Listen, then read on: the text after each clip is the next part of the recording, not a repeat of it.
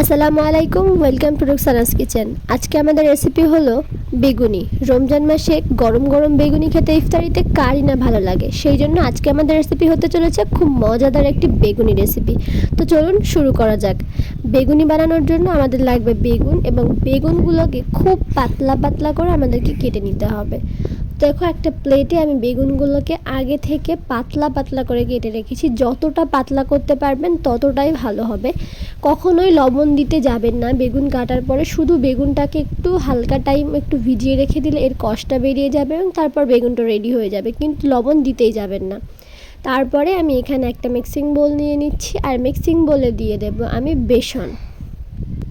আমার কাছে যেহেতু কোনো মেজারমেন্ট কাপ ছিল না, সেই জন্য ছোট্ট একটা বাটি মেপে আমি 2 বাটি পরিমাণ এখানে নিয়ে নিচ্ছি বেসন।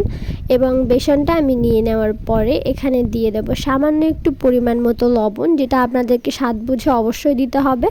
এবং লবণটা দিয়ে দেওয়ার পর এখানে দিয়ে দিতে হবে সামান্য বিট লবণ। আমি এখানে বিট লবণটা দিইনি, আপনারা চাইলে দিতেও পারেন। তারপর দিয়ে দিচ্ছি সামান্য একটু হলুদ গুঁড়ো আর সামান্য একটু লঙ্কা গুঁড়ো, লঙ্কা গুঁড়ো, সেটা দিয়ে এটাকে খুব ভালোভাবে আমি একসাথে মিশিয়ে নিচ্ছি। আমি এখানে কোনো বেকিং পাউডার, বেকিং সোডা কোনো কিছুই আমি এখানে ইউজ করিনি, আপনারা চাইলে দিতে পারেন। এটা দেওয়ার কারণে এটা খুব সুন্দর আর ফোলে। আমি এটা কখনো ইউজ করি না বলেই সেই জন্য দিইনি। আপনারা দিতেও পারেন, নাও দিতে পারেন। অনেকে আবার এখানে কিছুটা পরিমাণে ময়দাও দিয়ে থাকেন, এটাও দেওয়া চলবে। আপনারা যেভাবে ইচ্ছে সেভাবে এই ডোটাকে সুন্দরভাবে মাখিয়ে নিতে পারেন। তো আমি এবারে একটু একটু করে পানি দিয়ে এটাকে একটা ঘন ব্যাটার তৈরি করে নেব। বেশি পাতলা ব্যাটারটা করা যাবে না, বেশি পাতলা বা বেশি মোটা না, মিডিয়াম টেক্সচার একটা ব্যাটার আপনাদের এখানে বানিয়ে নিতে হবে। তো এভাবে আমি খুব সুন্দরভাবে হাত দিয়ে বানিয়ে নিচ্ছি। আপনারা চাইলে চামচ বা যে কোনো কিছুর সাহায্যে ব্যাটারটা গুলে নিতে পারেন। তো আমি হাত দিয়ে খুব সুন্দরভাবে ব্যাটারগুলো নিচ্ছি। যেহেতু আমি সবসময় হাত দিয়ে ব্যাটারটা গুলো থাকি, তাই আমি হাত দিয়ে একটু বেশি যেন ভালো হয় সেই জন্যই করলাম। তো আমার এদিকে ব্যাটারটা গোলা হয়ে গেছে। আর এবারে এখন আমি নিয়ে নিচ্ছি সেই প্লেটটা যেখানে বেগুনগুলো ছিল।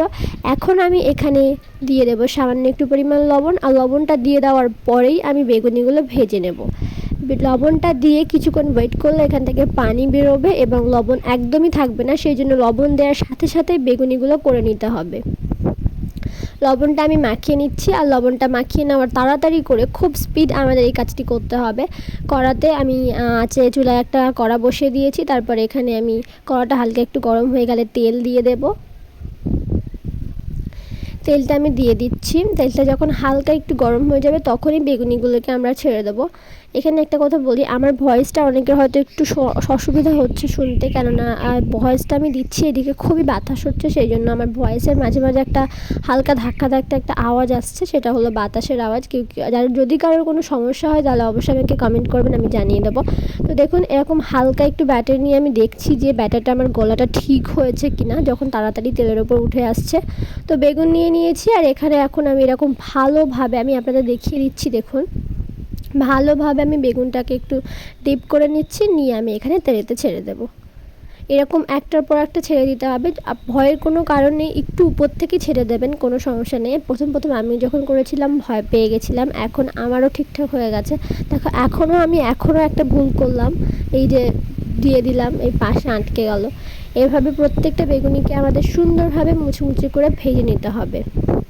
যেহেতু আমি এখানে কোনো বেকিং পাউডার ইউজ করিনি, সেই জন্য এটা খুব পরিমাণে ফুলবে না, তবে যতটাই ফুলবে খেতে খুবই ক্রিস্পি আর খুব মজাদার হবে।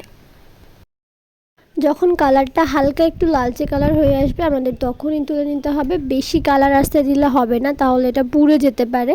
এদিকটা আপনারা অবশ্যই লক্ষ্য রাখবেন। আমার এগুলো একেবারে হয়ে এসছে, আমি এগুলো তুলে নিয়ে আবারও নেক্সট বার দিচ্ছি। আপনারা আরও একটাবার ভালো করে দেখে নিন।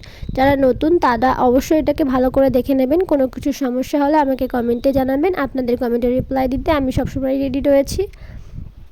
আর যারা আমার চ্যানেলে নতুন, আমার ভিডিওটা যদি ভালো লেগে থাকে তাহলে চ্যানেলটিকে সাবস্ক্রাইব করে আমার পাশে থাকবেন। আর নতুন নতুন রান্নার রেসিপি পেতে আমার চ্যানেলটির বেল বাটনটি অন করে রাখবেন সবার আগে আমার ভিডিওগুলো আপনার কাছে পাওয়ার জন্য। তো দেখুন, কথা বলতে বলতে আমি আরও একবার দিয়ে দিয়েছি। ঠিক আগের মতো ভাবেই আমি এটাকে উল্টে পাল্টে সামান্য একটু গোল্ডেন ব্রাউন করে ভেজে নেব। নিলেই তৈরি হয়ে যাবে আমাদের মুচমুচে আর মজাদার ক্রিস্পি একটা রেসিপি, সেটা হলো বেগুনি, আমরা যেটা সবাই খেতে পছন্দ করি।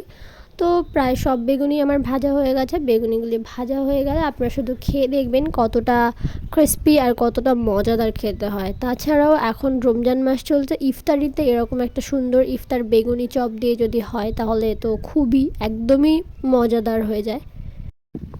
তো এখানে আমার সবগুলোকে রেডি হয়ে গেছে। এবার আমি একটা প্লেটে নিয়ে নিয়েছি আর সার্ভ করবো এবার আমাদের নাস্তার পালা। আমি এটা বিকালবেলাই করেছি, বিকালবেলা করে একদম ইফতারের আগের টাইমে আমি এটা করেছি, ভেজে নিয়েছি। ভেজে নিয়ে এখন আমরা ইফতারিতে বসে যাব। আমি আপনাদেরকে একটা দেখিয়ে দিচ্ছি, অতটা না ফুললেও এটা খুব ক্রিস্পি আর খুবই মজাদার হয়েছে খেতে। আপনারা বাড়িতে অবশ্যই ট্রাই করবেন। যদি মনে করেন খুব ফুলানোর দরকার আছে তাহলে বেকিং পাউডার মাস্ট আপনাদের দিতেই হবে। আমি এখানে ওটা দিইনি, এটা আমি বারবার করে বলে দিচ্ছি, আপনারা চাইলে দিতেও পারেন। তো আমাদের বেগুনি একেবারেই রেডি। আমি একটাই কথা বলবো, যদি আপনারা ভাজা পোড়া পছন্দ করেন তাহলে হালকা কিছু ভাজা পোড়া ইফতারে রাখার চেষ্টা করবেন, বেশি কিছু কড়া পাক জিনিস খেতে যাবেন না। বেগুনি চপ এগুলো হালকার ওপর দিয়ে অবশ্যই করার চেষ্টা করবেন।